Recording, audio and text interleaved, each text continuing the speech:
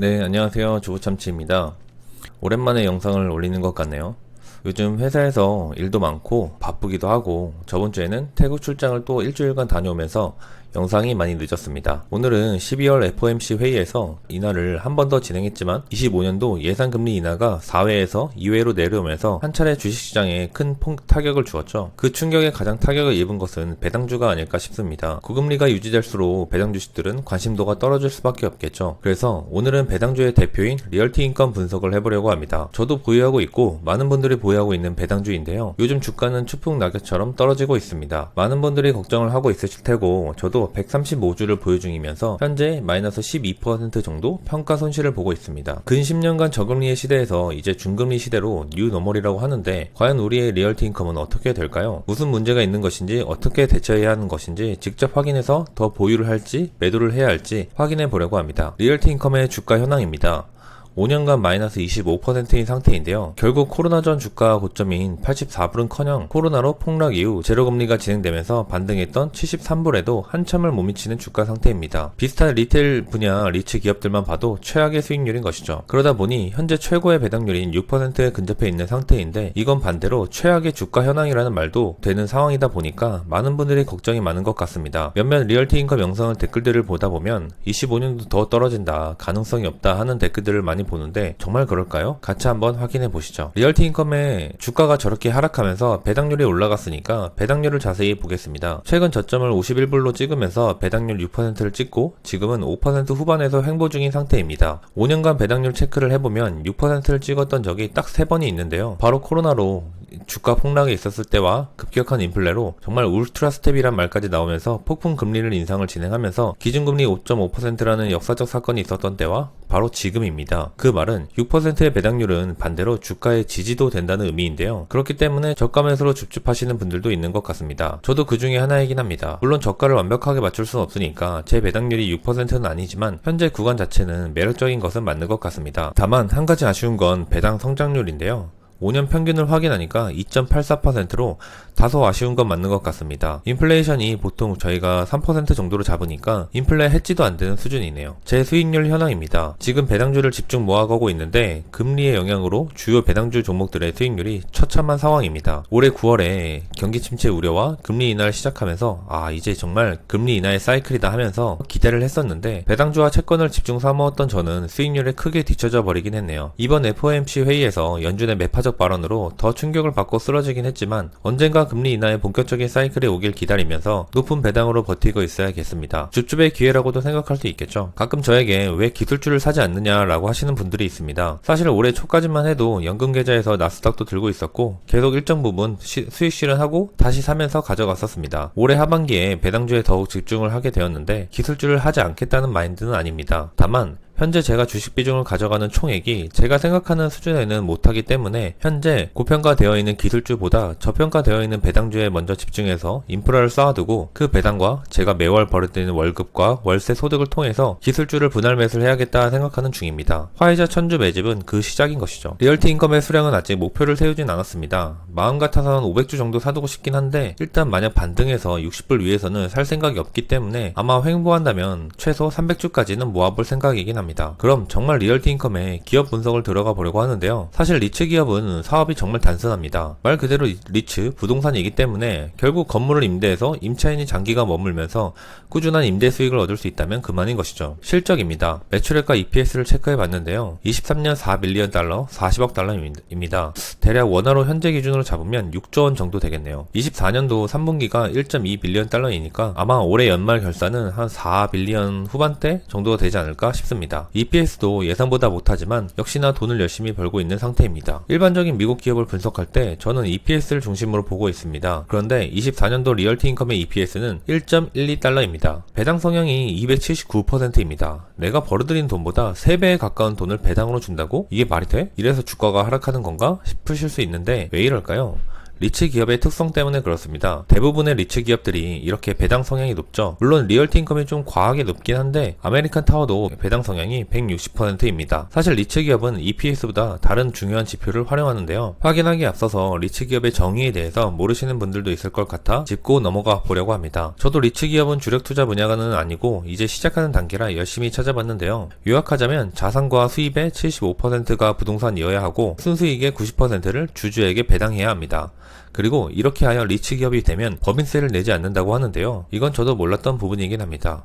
그리고 순수익의 90%를 배당으로 진행하면 사실상 기업이 벌어들이는 모든 돈을 배당으로 주는 것인데 리얼티 인컴은 그럼 사업을 어떻게 확대해야 할까요? 바로 유상증자를 활용합니다. 국장을 투자하시는 분들에게는 발작 버튼이죠. 유상증자. 저도 국장하면서 정말 여러 번 당했습니다. 아직까지 미국 주식을 하면서 직접적으로 당해보진 않았지만 리츠 기업의 유상증자는 그 이유가 있습니다. 90%의 순이익을 배분하면 사업을 확대할 잉여 현금 흐름이 없기 때문에 증자를 통해서 자금을 조달하고 그 자금으로 기업을 인수하고 부동산을 추가 매입해서 배당을 늘려가는 사업 원천으로 삼기 위함입니다. 유상증자는 주주에게 결과적으로는 주주가치 희석이기 때문에 리얼티 인컴도 주가는 하락하는 경우가 많습니다만 결국 대부분 회복하긴 했었죠. 어쨌든 이런 리츠 기업의 특징을 조금은 이해하고 있어야 리얼티 인컴 투자에 조금 더 진심으로 다가갈 수 있겠죠. 본격적인 실적입니다.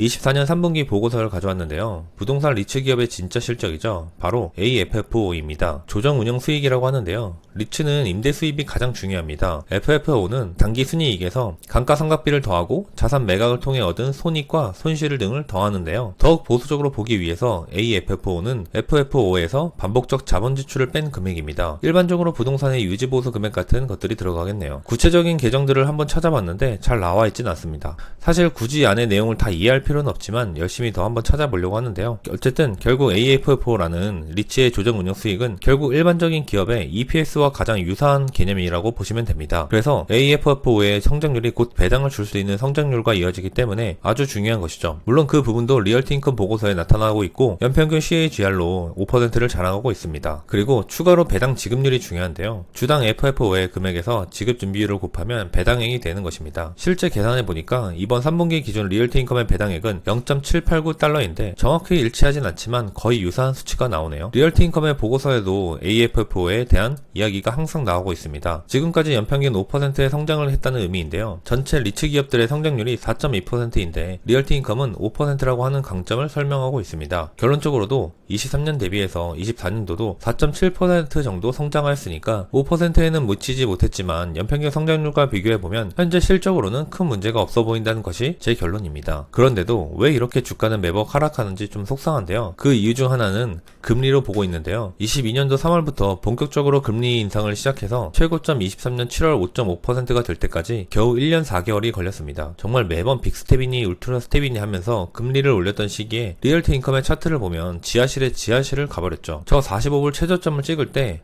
이 정도면 매수 타이밍인데 하면서 알트리아 9%의 배당률과 리얼티 인컴 6%의 배당을 조합하면 괜찮겠는데? 라고 생각했었는데 그 당시 실제로 부동산 전세 사기 여파로 보증금 다 빼주면서 돈이 없어 못했던 아쉬운 기억이 있습니다. 어쨌든 지금은 12월 금리 인하를 했음에도 결국 25년 금리 인하에 대한 기대감이 이외의 인하로 기조가 바뀌면서 다시금 하락을 면치 못하고 있죠. 내년 기준금리가 2번을 인하하면 실제로 4%란 소리인데 내년 내내 정말 4%를 유지한다면 리얼티 인컴의 횡보는 장기간이 될 수도 있겠네요. 사실 이렇게 금리가 높아지면 배당주의 매력도가 낮아지는 것은 어쩔 수가 없습니다. 특히 부동산 리츠 기업들은 더 그렇죠. FOMC 회의 후에 다시 미국 10년물 국채금리가 발작을 일으키면서 4.6%를 뚫고 저 멀리 날아가고 있는데 채권 가격은 나락을 다시 가고 있죠. 제 에이스 미국 30년 국채 액티브 환해지 상품도 나락을 가고 있습니다. 보통 채권에는 기간별 크게 4가지로 대표되는 ETF가 있는데요. 초단기, 단기, 중기, 장기가 있습니다. 이 중에서 가장 유명한 것은 TLT로 장기 채권입니다. 이론적으로 TLT의 듀레이션은 17년인데 금리 1%가 움직이면 17%의 채권 수익을 얻을 수 있다고 보시면 되는데요. 그런데 우리 초단기 채권 3개월 ETF인 SGOV를 보면 배당률이 4.45%입니다. 키움에는 아직도 24년도 기준이라 5.23%로 나와 있는데요. 리얼티 인컴이 배당 6%에 육박하면서 매력적인 구간이라고 했었죠. 그런데 채권의 이자가 4.5%입니다. 리얼티 인컴을 최저점에 산 분들조차 겨우 1.5%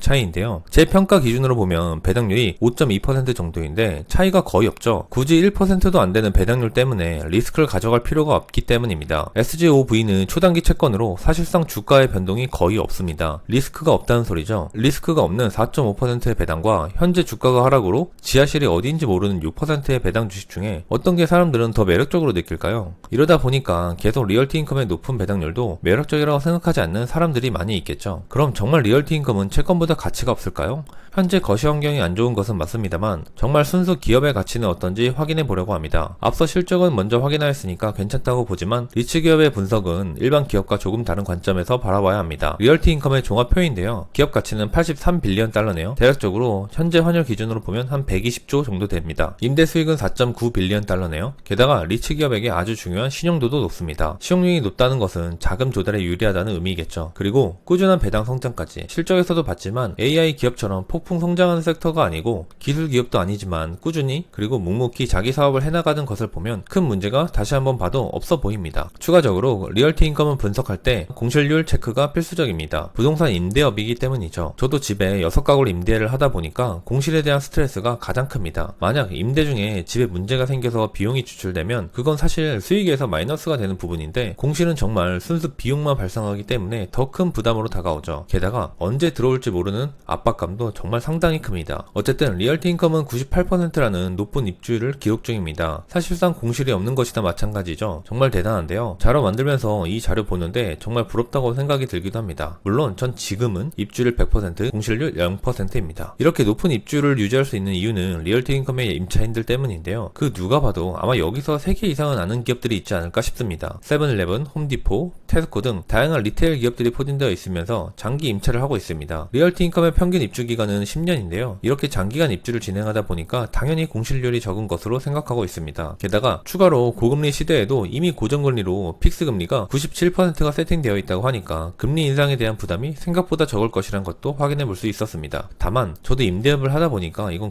궁금증인데 10년이란 장기 계약은 물론 안정적인 계약이고 공실률을 줄일 수 있는 리스크 해칭이 되긴 하는데 일반적으로 계약이 갱신되면서 임대료를 올릴 수 있는 부분인데 이렇게 장기간 계약을 하게 되면 임대료 인상이 제한적이지 않나라는 의문이 들긴 했습니다. 물론 우리나라 스타벅스처럼 임대를 할 때 애초에 매출액에 비례해서 하는 경우도 있긴 하지만 제 소규모 임대 사업자의 입장에서 바라보면 오히려 저 기업들이 한번 정착해서 들어오면 이동하는 것이 쉽지 않을 텐데 계약을 10년 초장기보다 조금 줄여서 갱신마다 임대료를 올리는 것이 낫지 않을까 하는 개인적인 생각이 들었습니다. 임대를 더 많이 늘려서 임대 수익을 늘어나는 것이 아니라 각각의 임대료 갱신을 통해서 인상하는 부분을 찾고 싶은데 아직 제가 부족해서 그런지 아니면 안 나오는 건지 못 찾겠네요. 혹시 아시는 분이 있다면 댓글로 달아주시면 감사하겠습니다. 여러가지 실적이나 기업의 가치를 보면 결국 변한 것은 없습니다. 그럼 이 거시 환경이 지나고 나서 목표 주가를 얼마로 설정해야 할까요? 저는 배당주를 할 때 항상 최우선으로 고려하는 목표 주가는 10년 평균 배당률로 산정한 적정 주가입니다. 리얼티 인컴 기준 평균 배당률은 4.57%이고 주가로 환산 시 68.4달러, 현재가 기준 28%의 주가 상승을 기대할 수 있습니다. 오타가 있긴 한데 제가 25일 기준으로 종가를 잡았네요. 어쨌든 현재 52불이라고 보면 30%는 주가 상승을 기대할 수 있습니다. 리얼티 인컴도 10년 평균 배당률과 현재 배당률 간의 갭이 상당히 큰 종목입니다. 물론 화이자만큼은 아니기 때문에 제가 화이자처럼 집중 매수를 하지는 않지만 매력적인 구간으로 보이는 것은 어쩔 수가 없네요. 이제 1월에서 2월은 제가 성과급의 달이라서 자금이 조금 여유가 생기는 시기이니까 화이자 천주를 얼른 맞추고 리얼티 인컴 추매에 들어가 보려고 합니다. 그리고 제가 요즘 주식 분석을 할 때 즐겨보는 CNN 애널리스트들의 예상 주가입니다. 여기서 저는 보통 페어 앤 그리드 공포 탐욕 지수죠. 그걸 보고 있는데 이런 CNN 분석 애널리스트들의 분석 리스트도 있더라고요. 물론 맹신하진 않지만 그냥 참고 정도는 하고 있습니다. 재미있는 것은 현재 28일 기준 주가가 52불인데 바닥권을 예상한 게 59불이네요. 딱 제 평단가입니다. 화이자 때도 그랬지만 위로 목표 주가는 대부분 10년 평균 배당률 기준과 유사하네요. 결론입니다. 쭉 봐왔지만 제 결론은 기업의 가치는 변한 것이 없다입니다. 여전히 부동산 리츠 기업의 대표로서 월배당 종목의 대장이라고 생각되고요. 지금 많이 눌려있긴 하지만 6%의 높은 배당률은 매력적으로 보이면서 지속적으로 추매를 해야 할 것 같습니다. 얼른 물타기 좀 해서 평단가 낮추고 5.5% 정도까지 배당률을 세팅하고 싶은데 그리고 나서 나중에 4.5%의 배당률 수준을 기다리면서 시세 짜익도 노려봐야 할 것 같습니다. 다만 이런 정말 리츠 배당주는 장기 적립식 투자보다는 확실히 이렇게 6%의 역사적 고점 배당을 올 때 한 번에 비중을 들어가거나 횡보할 때 모아가면서 배당받다가 적절한 시기에 시세차에 보면 나오는 것이 더 유효한 전략인 것 같네요. 오늘은 리츠 기업인 리얼티 인컴 분석을 해보았습니다. 기업 분석 영상을 만들 때마다 느끼는 것이지만 부족함에도 저도 공부가 되고 발전하는 것 같아서 좋네요. 리츠 기업에 대해서 처음 분석해보는 것이라 부족한 점이 많겠지만 조금이라도 유익한 도움이 되셨다면 보람을 느낄 것 같습니다. 앞으로는 영상 자주 만들어 볼게요. 올해 한 해 정말 개인적으로 많은 일들이 있었는데 다들 연말 잘 보내시고 건강하신 모습으로 내년에 뵙겠습니다. 새해 복 많이 받으세요. 그리고 영상 구독과 좋아요도 꼭 부탁드립니다. 감사합니다.